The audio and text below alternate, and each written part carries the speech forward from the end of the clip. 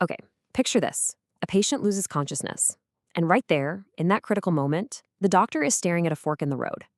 Is this a fainting spell, what we call syncope? Or is it something more serious, like an epileptic seizure? Making the wrong call here isn't a small thing. It can lead to years of the wrong treatment and symptoms that just never go away. So in this explainer, we're going to break down how a new diagnostic blueprint helps get this call right. So let's start by putting on our detective hats and just looking at the evidence. On one side of this matrix, you've got the classic profile for an autonomic syncope, a fainting spell. On the other, an epileptic seizure. Now look at the clues from our actual case. The EEG, no seizure activity. Was the patient confused for a long time afterward? Nope. And what were the triggers? Things like getting out of the shower or just standing up. Those are textbook autonomic stressors. The evidence just doesn't fit the seizure profile. It's a bad match. So, okay, if it's not a seizure, then what exactly is going on? This is where we have to follow the evidence trail, especially when it leads us away from our first assumptions. It turns out there were some major clues hiding in plain sight the whole time. And here is our first huge clue. The patient's EEG shows a brainwave rhythm of 7 hertz. Now, a lot of institutions might look at that and just label it within normal limits. But as you can clearly see on this gauge, for an adult who is alert and awake, 7 hertz is not normal. It's actually in the mild slowing range. And this isn't just a number game. It's a really important clinical signal that points to a deeper systemic problem, something going on with the whole body. And this waveform, it perfectly illustrates what that slowing really means. What you're looking at are the classic stages of cerebral hypoperfusion, which is really just a technical way of saying the brain isn't getting enough blood.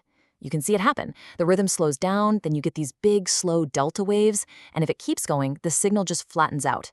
This is the signature of a blood flow problem, a perfusion event, not an electrical storm like you'd see in epilepsy. And you have to understand, this is not some rare, fringe medical mystery.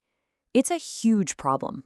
Almost half, 45%, of all patients who show up in the emergency department for a fainting spell, they leave without a clear diagnosis. And when these events get prematurely labeled as seizures, the real underlying problem, often an autonomic one, just never gets looked into. Okay, so our second clue gets even more specific. The EEG didn't just show general slowing, it showed focal slowing, right in the temporal lobe. Now, the patient's MRI could look totally normal, but this diagram shows us that there are real functional problems happening. When you see slowing in the piriform cortex, it's linked to smell problems. In the hippocampus, memory issues. In the amygdala, autonomic dysfunction. So even though the brain's structure looks fine, its wiring is definitely not working right. Which brings us to our third clue, and this one is fascinating. 4 years before any of this started, the patient lost their sense of smell after virus. Now, what might start as a simple issue in the nose can actually evolve over time into a central network injury in the brain. And where does this injury show up? You guessed it, the temporal lobe, the exact same spot where we saw that focal slowing on the EEG. That's not a coincidence, that's a biomarker. So let's take a step back. We've got these clues that seem pretty separate, right? A generally slow brainwave, some very specific slowing tied to functional problems, and an old viral injury from years ago. So how do we connect these dots to see the complete picture? Well, that's really the big question we have to answer, isn't it? What's the one single underlying mechanism that can possibly connect all of these things? A slow brain rhythm, that brain fog, and a post-viral injury to explain why this person is actually losing consciousness. And the answer, the key that really unlocks this whole puzzle, is a framework called thalamocortical dysrhythmia, or TCD. Just think of the thalamus as the brain's central pacemaker. It's like the conductor of the orchestra, setting the rhythm for the entire cortex. But with TCD, that conductor gets stuck in a slow, low-frequency rhythm, and it forces the whole orchestra, the rest of the brain, to follow along in this sluggish, dysfunctional tempo.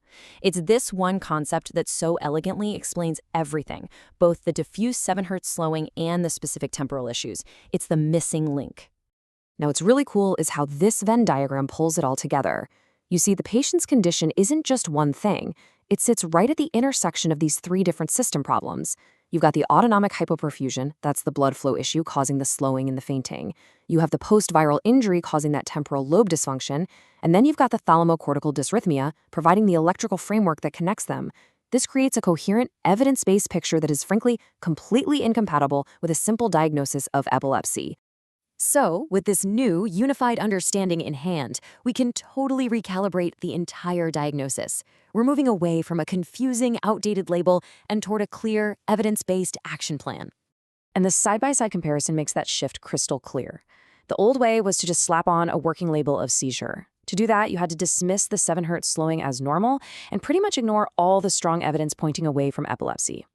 The new, evidence-based frame calls it what it is: autonomic-mediated syncope driven by post-viral network dysfunction. It's a complete change in how we see the problem.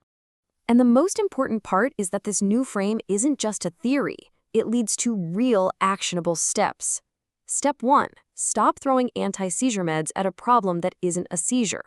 Step 2, start pursuing targeted autonomic and blood flow tests. And step 3, properly evaluate what's actually going on with the function of that temporal lobe.